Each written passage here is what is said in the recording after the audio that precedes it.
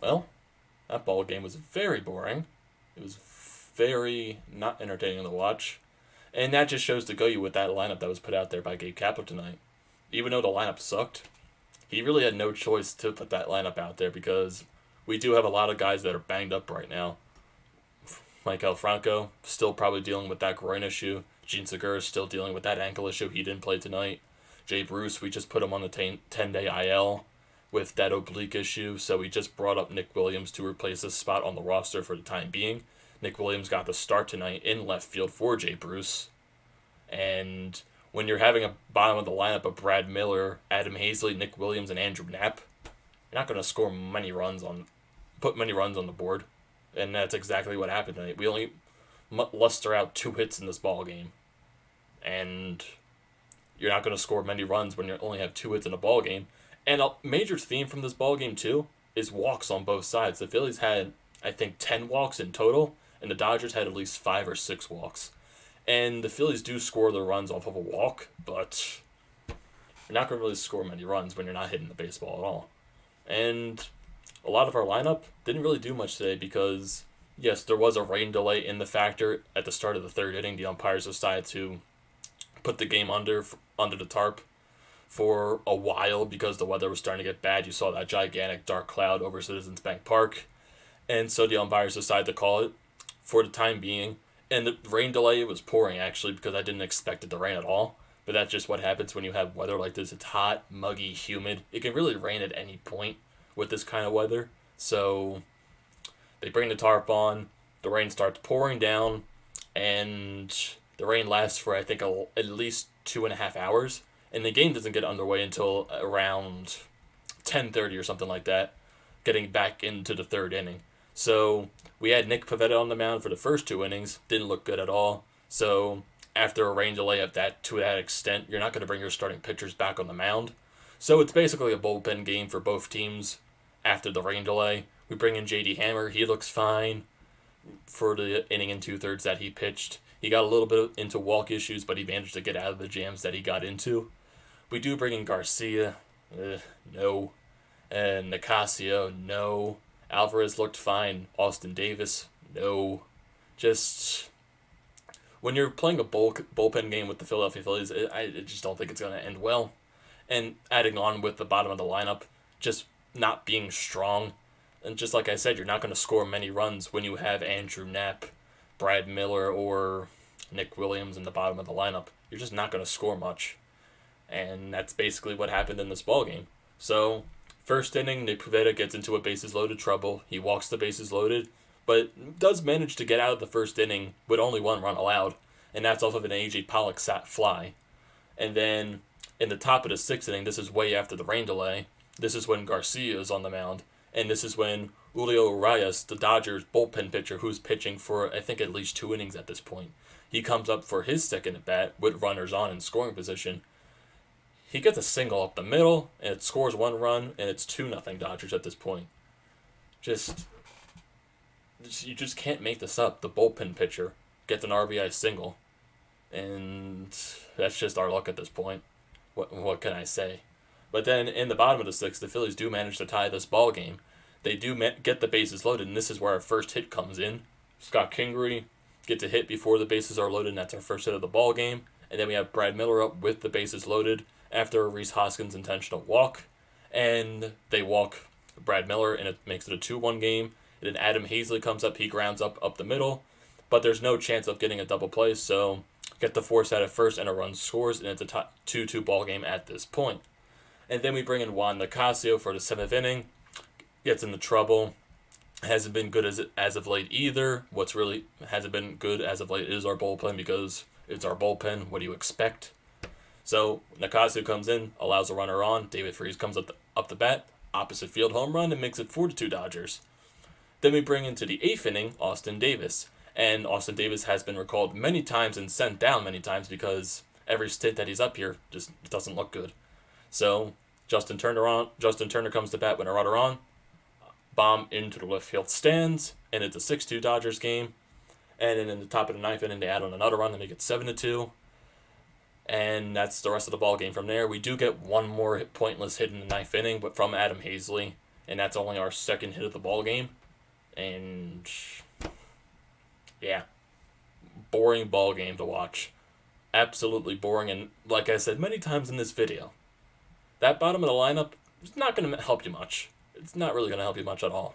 And factor into the point that the top of the lineup didn't do that much better either today. Cesar Hernandez, he goes 0 for 4. Scott Kingery goes 1 for 2 with 2 walks. Bryce Harper goes 0 for 3 with a walk and 2 strikeouts. Rhys Hoskins goes 0 for 3 with a walk and 2 strikeouts as well. Brad Miller, 0 for 1 with a walk and an RBI. Adam Hazley goes 1 for 4. Nick Williams, 0 for 3 with a walk. Andrew Knapp, 0 for 2 with 2 strikeouts. Then we bring in Real Muto halfway through this ball game to replace Andrew Knapp to probably try to spark this offense a little bit. He goes 0 for 2. And yeah, it's just a very quiet offensive night. Like, I don't want to say on both sides because it wasn't on both sides. The Phillies' lineup was just not good today. And that lineup put out by Gabe Kapler, even though he had no choice but to because we really have no other option, it stunk. And the Dodgers took advantage of us playing a bullpen game at this point because no one's going to throw in a starting pitcher after a 2.5 hour rain delay. And the stat line for Nick Pivetta before the rain delay, he goes 2 innings and a third, allows 1 run, 4 walks, 4 strikeouts. J.D. Hammer, inning and 2/3, 1 hit, 2 walks, 2 strikeouts. Alvarez comes in, gets a strikeout, he's fine. Garcia comes in, 1 hit, 1 earned run allowed, 2 walks, 1 strikeout. Juan Nicasio, 2 hits, 2 earned runs, yeah. Then Austin Davis, 3 hits, 3 earned runs, yada yada yada. Our bullpen did not look good today after Hammer and Alvarez. The last 3 guys, nope, didn't look good at all. And from the Dodgers standpoint, Julio Urias, it's hard to pronounce his name. He was basically a major help in the bullpen coming out.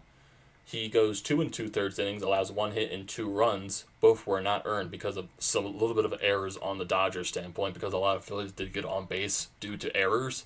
But still, Urias did come up with some timely outs on the mound today. And he was a big part because he was the only bullpen guy to go the furthest out of any bullpen pitcher today, 2 2/3. Yeah, he was a major help today. And also a major help with the bat since he got an RBI in this ball game. So, yeah. Very boring ball game to watch. And it took a while to end, added on with the rain delay. Just nothing. Nothing at all. Phillies couldn't generate anything whatsoever. The top of the lineup couldn't get going, and you're not going to get any run support with that bottom of the lineup. I know we've repeated it so much, but it's reality. That's not going to happen. Got guys like Nick Williams, who has stunk all year, and that was the reason why he was sent down to AAA because he hasn't been playing good. And Adam Hazley, honestly, even though he's not ready for the MLB yet, but we have no other option because of what happened to Andrew McCutchen and now what's happening to Jay Bruce. We have no option but to keep Adam Hazley up here. And there's really no other depth pieces down in the minors because our prospect pool is just so bad. And Adam Hazley is our top outfield prospect in the outfield. So there's really no other option on anyone to call up. And then you add it on with Andrew Knapp. Andrew Knapp just sucks. And that's reality. He's the worst backup catcher in baseball. He's not going to do you anything. He can't hit the broadside of a barn.